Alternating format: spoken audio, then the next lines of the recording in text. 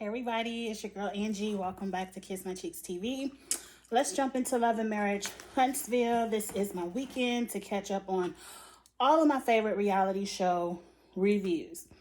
Now, one thing I said on Twitter after last night, after Tisha is unbearable. I can't stand this bitch, Shawnee O'Neal, but I would have pulled a thank you for your services and asked her to get up and leave. I wouldn't have left my own camping trip. But I guess it was Destiny's trip. I don't know. Tisha is someone I'm with Mel, I can't be around because they have no accountability and they just want to argue. Like, she's the type of person who doesn't want to let something go. Tisha just wants to argue. I feel Tisha is the type of person who is finding all kind of pleasure and joy in watching Mel go through whatever Martell is putting her through. Especially little snide comments she make on the side, like, well, you know Martell be dropping the kids off over here sometime. Like, bitch, you know she ain't know that shit. But that was last week. Let's move on. So this week, Martell shows up to Marceau's whatever little shopping center he has. I'm not mad at what the Scotts are doing with this shopping center. I feel like they get into the money. They making money moves. The little cigar bar, I know from the cigar bars from Atlanta, those are very popular spots. They make money because people like to go smoke their cigars and drink alcohol. So they trying to do a little side space with a little catering, brunch, whatever it was called. I'm like, please don't start these brunches, Carlos. You already got them brunches on my nerve over there on the Bell Collective. But moving on, that better not be Tisha's storyline next season. She better not be starting no business of brunches. I will sue her ass, the other Tisha. If the Tisha from Huntsville started doing the brunches like Jackson, I will sue her ass. But moving on, Martell tells the story about why he can't sell the land. Boo-hoo for you. And what did he say? I said I thought Marceau was going to turn the deal down last time. Like, Marceau going back and forth. He don't give a fuck about that land. But anyway, Marceau makes the comment he would be so happy if he would just hit rock bottom. And I said that was shade. That was shade. You were trying to backpedal and clean that up.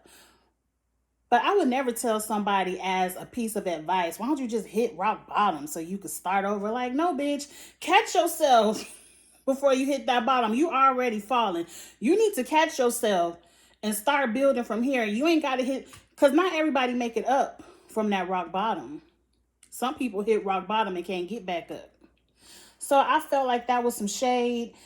And even Martell threw in a little bit of shade with this sports car. I'm telling you, this thing making too much noise. Where there's smoke, there's fire. Everybody bringing up the kind of car Martell chose to drove to the camping trip. Because Marcel was like, well, you know, we can go camping again. He was like, I ain't got no car. He was like, you got a Jeep? You got a truck? He was like, what you driving the sports car? Like, everybody is bringing up why drive the sports car. When there is smoke, close behind is some fire. Let's move on. Mel is talking to Martell's mom. I hate to see it scene, because I can see on Martell's mom's face, she really doesn't want the family to break up, but she know her son is with the bullshit. Melanie explains, her version of cheating, like, yes, when I went and got my own apartment, I had me a new man. Yes, when I left his ass in April, I was talking to somebody in 3 weeks. Mel, I don't care if you would have fucked everybody for 3 weeks. I don't care. I really don't care. Like, Mel, whatever you did, that's really y'all business.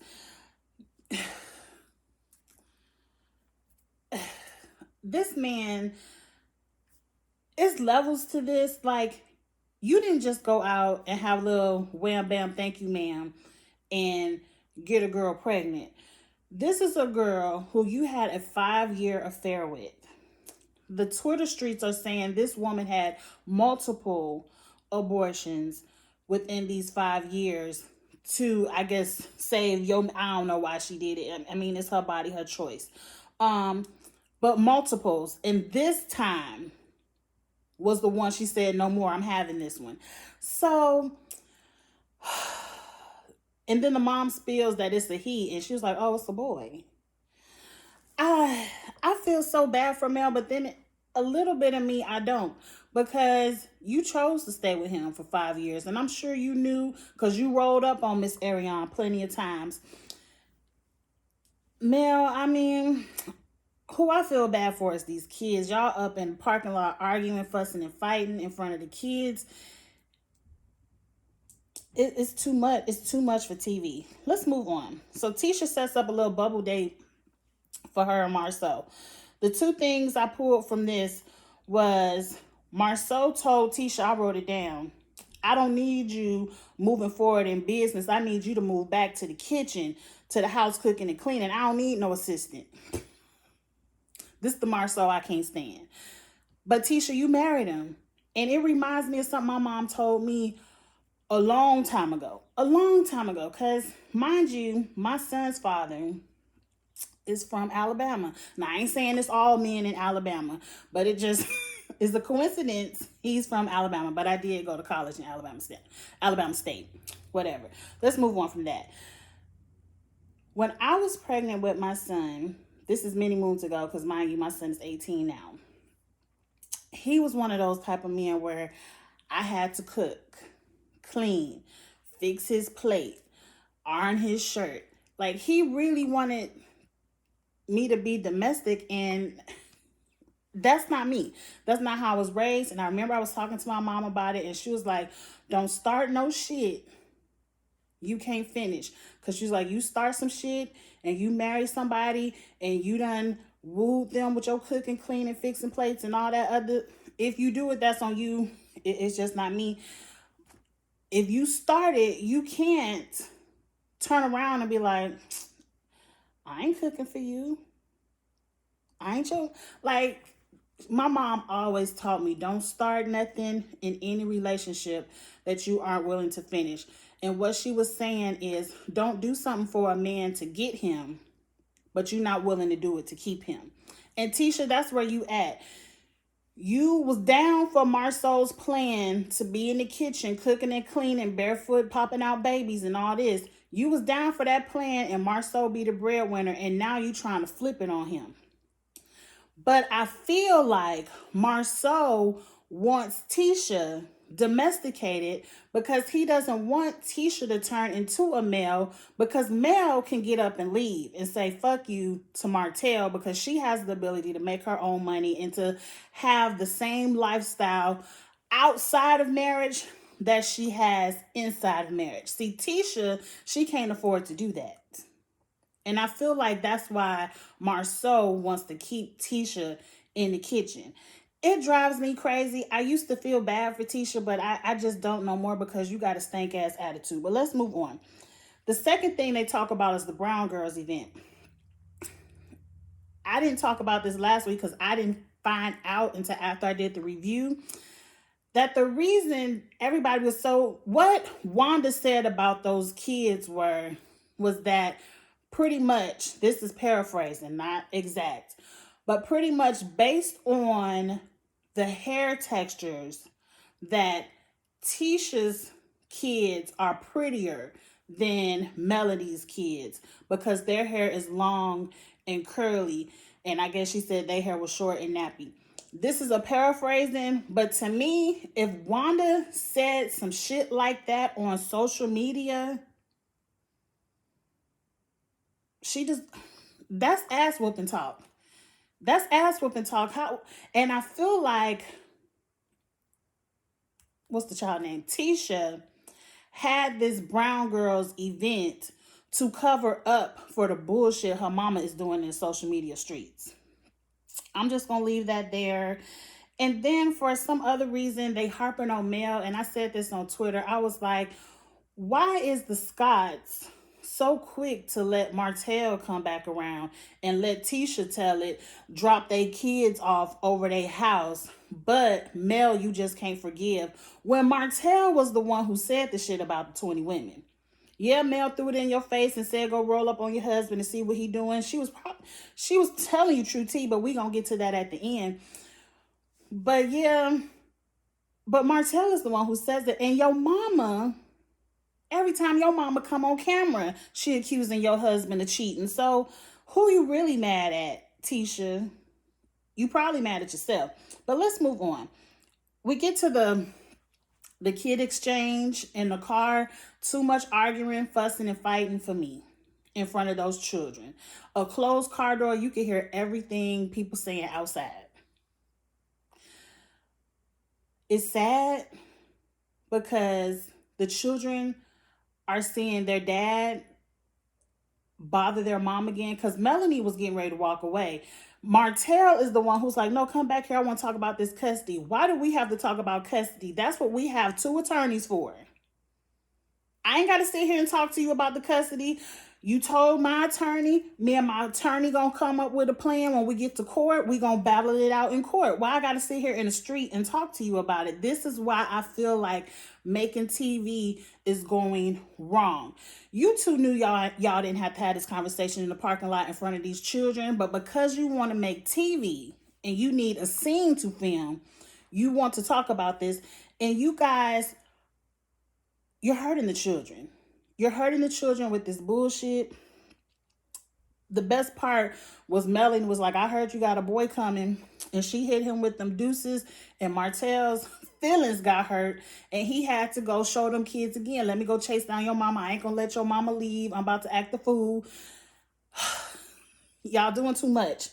It's too much for me.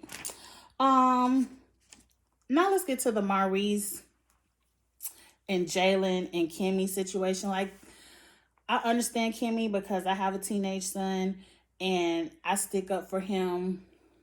Damn. Ain't nobody gonna tell him nothing. If I agree, it's what it is. And I could be wrong. I could be wrong. I'm not outside of being wrong. But if somebody come tell my son something and he be like, XYZ, I don't have an example because he just 18. But say I agree with XYZ, your ABC means shit to me. It's XYZ all day. Now, if I agree with your ABC, then I might, have your back and try to coach him and talk to him. But if it's XYZ and I'm down for the XYZ, I don't care nothing about what you got to say. Leave my son alone. I feel like Jalen is doing so good. Because I know some teenagers that's not doing 10% of the shit that Jalen's doing. Jalen done graduated from college. He got out of college and got a job. Who cares if it's not his dream job? He working. He has a work ethic. He ain't asking you for no money. He paying his own little cell phone bill, whatever kind of bills he responsible for. Jalen at least has the mindset of an adult of trying to get his shit together. He even said, look, I'm just trying to work so I can get up out your house. I might not even want to stay in Huntsville, which means he wants to be independent. He's not looking to lay up on your couch forever. Leave that young man alone. Leave that young man alone. I don't know too many 22-year-olds trying to flip real estate. Is it a great idea? Yes. Because even my dad was talking to me. I ain't going to tell all the business, put all the business out in the street. But even my dad was talking to me the other day about an investment opportunity he wants to do for my son while he's in college to help teach him about investing and give him something to have for when he graduates. I think it's amazing if you can afford to pour that type of opportunity into your child. Like, you big ballin', Maurice, go buy that child a little $20,000 house and let him be responsible for the upkeep and the collection of the rent and all that. Like, that's what you can do. But I just say leave Jalen alone. As long as he's working and he's trying to figure it out, leave him alone. Because trust me, I know some 22-year-olds. I know some 32-year-olds. You can go stick your foot in their ass. Let's move on. Now we over to the girls' retreat. I want this to be quick because I'm telling you, it's mostly Tisha getting on my nerve. It looked like Kimmy, Mel, and Destiny were having a great time until Tisha showed up. Tisha showed up to the woods like they were going on a little Real Housewives of Atlanta bolo trip. I was looking at Tisha like, what the fuck you got on? Ain't no men out here. None of these ladies look like they into pussy clacking. Why you got on your hoe clothes? She looked like she had on a swimsuit with a dress that was held together by a belt. Like the dress was fully unbuttoned. I didn't understand Tisha's fashion sense for coming out to the woods to save my life. And then when it was time to play games, oh, I gotta go change my clothes. Bitch, you should have came with your going on camping clothes. Moving on. Ima is there, and I was really happy to see Ima. I really like Ima. I forgot what her title was, too. I want to say it's a shaman. She gives me an Ayanla Van Zant vibe. And, you know, Ayanla getting ready to cancel her show. I'm like, Oprah, go ahead and give Ima a little bit of show. I appreciate how she's mediating. Maybe it's not to fix my life, but maybe she can come in and mediate some situations. Does she know anything about colorism? Because they definitely need somebody to go mediate out there in on the Basketball Wives. But let's move on from that. They exchanging experience with raising your hand if your mom or dad did that. Everyone is being open, honest, sharing. Even Tisha is being vulnerable about how her mother never expressed love to her, and her mother, what did they say, was vocally aggressive. We already knew that. But I felt like this could be a great healing exercise because a lot of people bond with shared traumas. Like, yeah, my mom was like that too. Like, when you're being vulnerable, a lot of people can bond through those, I'm about to say it wrong, vulnerabilities. I know y'all be like, bitch, you mispronounce words just like Tisha. Sorry. But anyway, now they passing out cards of who they want to give some kind of statement to. And I think Destiny gave Mel protection. Mel is her protector. Okay. Misunderstood, which I did not feel was shady. I felt like it could have been the opening to some apologies and dropping some shit. Melanie said, I'm giving you misunderstood because I feel like the beginning, like Kimmy said, start at the beginning. She was like, the beginning of our breakdown started when, what'd she say? When you thought I didn't have enough time for you and you thought I was pushing you away and had a problem with you, but I really didn't. And I was trying to squash it. And I feel like everything fell apart from that misunderstanding. My memory ain't the best, but they did put up the receipt. The receipt. Because Tisha want to act like that conversation didn't even happen. And mind you, my little memory, I would have been like, well, maybe it didn't happen. But I'm happy we got the receipt. And it showed us they had that conversation. And I believe that's the conversation where at the end of it, Tisha threw that. That's why your man and Arion got matching Lexuses and he paid for it. I believe that was the scene where Tisha threw that in Melanie's face. So I do believe it snowballed from there because, bitch, you tell me about my husband buying some matching Lexuses, and I know your husband down there at the strip club with his ring off. I'm gonna tell you to go roll up on him too. I'm gonna say some slick shit too. So Tisha is like, well, I think it's bullshit. I feel like the breakdown started when you said my husband was cheating on Twitter. And Melanie was like, well, what'd I say? I ain't gonna play that game with you. You know what you said. Well, what'd I say? I ain't gonna say it. And then Mel goes, and I'm like, see, this the bullshit I'm talking about. If you say to me, now both of y'all was on bullshit. If you say the breakdown was because some shit you said on Twitter, Now, Mel probably know exactly what she said, and instead of Mel saying it, she gonna pretend like she don't know. But let a bitch pretend like she don't know what she said. I'm like, you said he was doing XYZ at the strip club with no ring on and go roll up on him. That's what you said on Twitter. I don't understand why Tisha didn't have a problem with saying what Mel said. But it just snowballed out of there. Tisha's like, you here acting, you putting on a show. I'm not going to feed into it. Now, I'm like, you don't want me to react when I'm here trying to squash it, telling you this is a misunderstanding. Because when somebody tells you it's a misunderstanding, that means they're opening up to the apology. Like, y'all could have apologized to each other and moved on. But instead of you talking about the misunderstanding, you said that's some bullshit. And you see your husband next week gonna check you. That's why I don't like Tisha, because she an idiot. You do stupid shit and then your husband don't even have your back. In the midst of all the bullshit Martell and Mel are going through, have went through, one thing them two did was have each other's back. Bullshit or not, right or wrong, they had each other's back. Let's move on, because I don't forgot where I was through the notes. This is where I say I don't think Tisha ever wants to make up with Mel. I think Tisha, at this point in their lives, thinks she's better than Mel.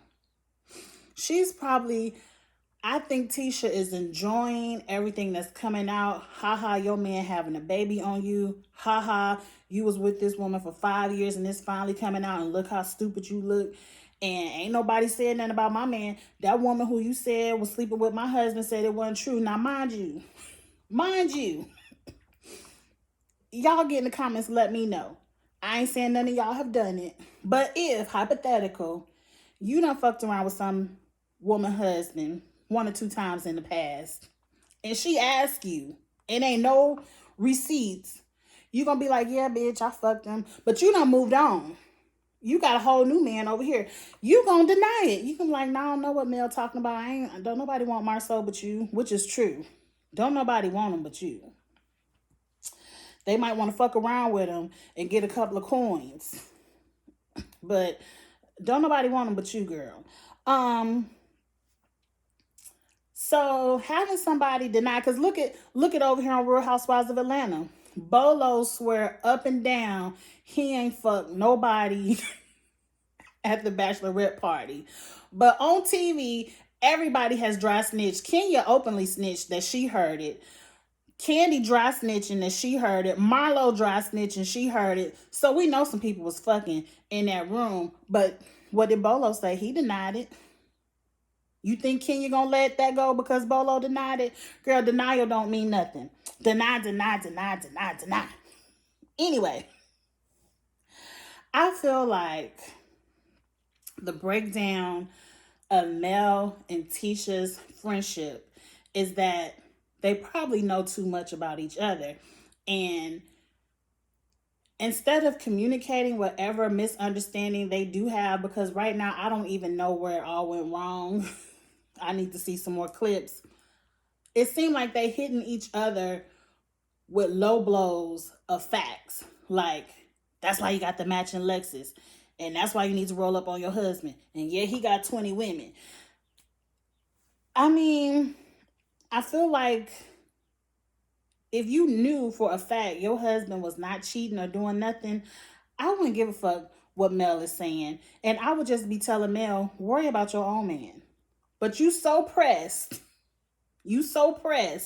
You making it seem a little guilty when you don't even trust your own man. Hell, you started the whole season talking about Marceau, wear your ring. Make sure when you go out to the strip club, you have your ring. Oh, you ain't wear your ring. And then you have to go tell your bully ass mama, Marceau ain't have his ring on last night. And then when you were confronted with the 20 women and you asked your husband, what'd he tell you? I can't answer that for you. You got to find that answer within yourself. The fuck? I got to look within myself to know if you fuck 20 women or not. Like, miss me with it, Tisha. Miss me with it. You just like Mel. That's why you mad. You just got your eyes blinded. You got your blinders on. It ain't a problem to you because ain't nobody confirmed. But oh, trust. It's gonna be a thirsty bitch that don't give a fuck about putting her business in the street for these little 15 minutes of story time. Oh, trust and believe. Give it one more season. Definitely, y'all getting ready to open up all these restaurants, cigar clubs. The money gonna be coming in. You trying to build a little mini mansion up in North Huntsville. Oh, the hoes coming out, girl. Just wait. And that's it. Mel walks away and leaves because she was like, I don't have time to sit here and argue because every time I want to talk to Tisha, she gonna make it seem like I'm the bad person. I wouldn't want to argue with her either. I would have said, thank you for your services. Destiny, next season you gonna be in the box. Your man might be there or not. We don't know because there's some tea going on about Destiny too. But Tisha, thank you for your services. Good luck in college. I don't know. But that's the end of the episode. Next week look like it's going to be even better. Like I'm telling you, this show was good. This show was good because it's real drama. It's real juicy. People get on your nerve real good. But I just wish, as good as it is for our entertainment, this shouldn't be none of our business. This divorce that y'all got going on, I wish it wasn't on TV because ultimately I feel like the only people it's going to hurt is these children. Once it's on TV, it's around forever. They eventually going to have to watch this shit.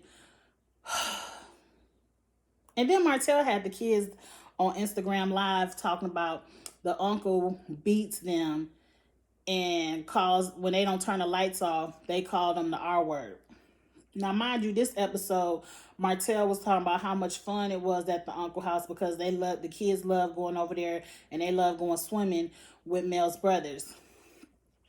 Which one is it? Because let me tell you one thing. When I was younger, y'all all know, y'all all had it. We used to go over to my auntie house and my grandma's house. My mama would drop us off. You know, everybody been dropped off over their auntie house, their uncle house. And if you fucked up over your auntie, grandma, uncle house, and they had to whoop your ass because you didn't know how to sit the fuck down and be the fuck still or shut the fuck up and you was being disrespectful and you had to get an ass whooping, guess what?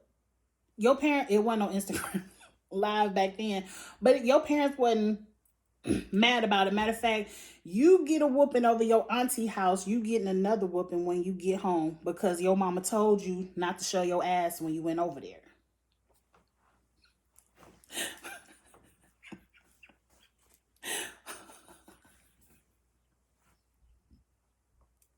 I'm gonna let that go. I've been reminiscing about the 80s because I grew up in the 80s. You know, the time when you used to go outside and play and you can go over your auntie house so your auntie could give you a whooping because you fucked up and wasn't nobody calling child abuse or making no claims because it wasn't like they was breaking your back. They just whooped your ass and then you got another ass whooping at home. Anyway, that's the end of the episode. I'm going to be back next week because it looked like it's going to be good. All right, like, comment, share, and I'll talk to y'all later. Bye.